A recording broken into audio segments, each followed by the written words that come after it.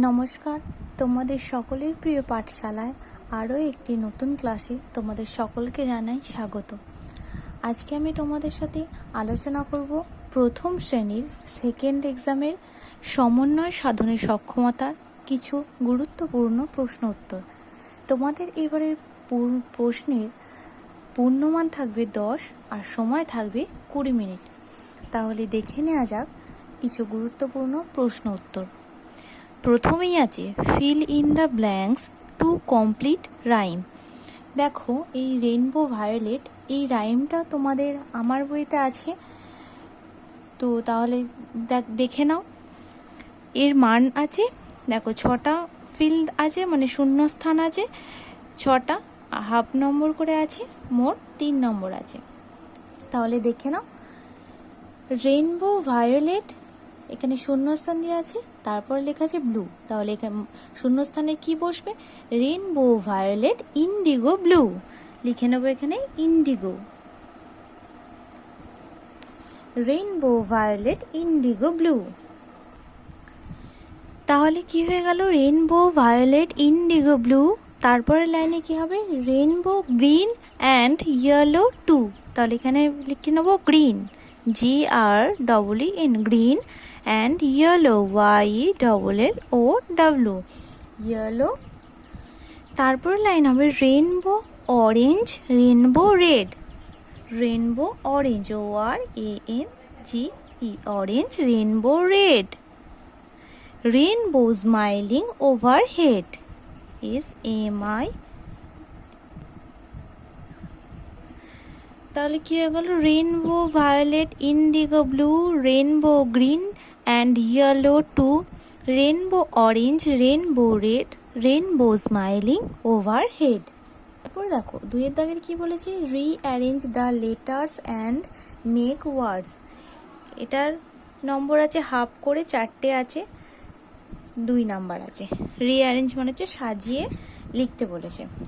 তাহলে এটা সাজিয়ে লিখলে কি হবে? টেবিল, TABLE, তাহলে এটা লিখে নিই TABLE, টেবিল। এটা সাজিয়ে লিখলে হবে ব্লু, BLUE। এটা সাজিয়ে লিখলে হবে রেইনবো,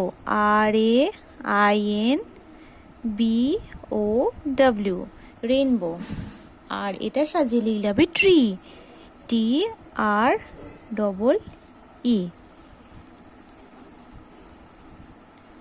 তারপর দেখো 3 দাগের বলেছে দুদিকে মেলাও। এটা 2টো আছে, হাফ নম্বর করে আছে, মোট 1 নম্বর আছে। তাহলে প্রথমেই আছে কয়ের দাগের আছে 7 যোগ 5, ক্ষয়ের দাগের আছে 8 বিয়োগ 2, তাহলে 7-এর সাথে যদি 5 যোগ করা হয় কত হবে? 12, তাহলে এটার সাথে এটা মিলে যাবে।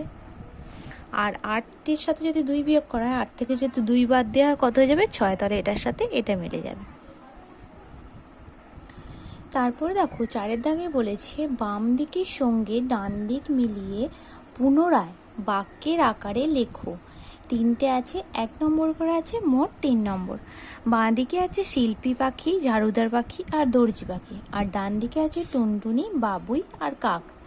তাহলে শিল্পী পাখি কি কোনটি হবে? বাবুই, তাহলে এখানে মিলিয়ে নেবো আগে শিল্পী পাখি, বাবুই। তাহলে এখানে লিখে নিই শিল্পী পাখি, বাবুই। তারপরে ঝাড়ুদার পাখি, কাক, তাহলে ঝাড়ুদার পাখি,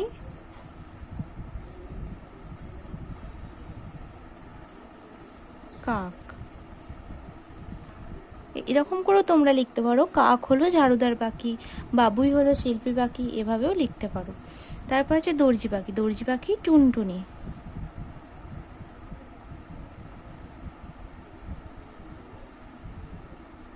দর্জি পাখি টুনটুনি।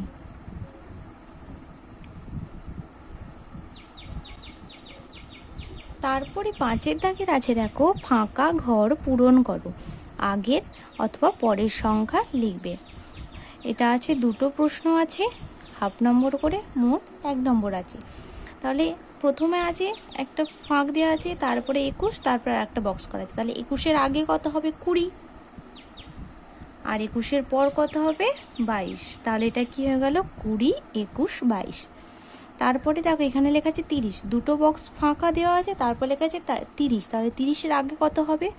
29, আর 29-এর আগে কত হবে? 28, তাহলে এটা হয়ে গেল 28, 29, 30। তাহলে তোমরা আরও একবার ভালো করে প্রশ্নের উত্তরগুলো দেখে নাও।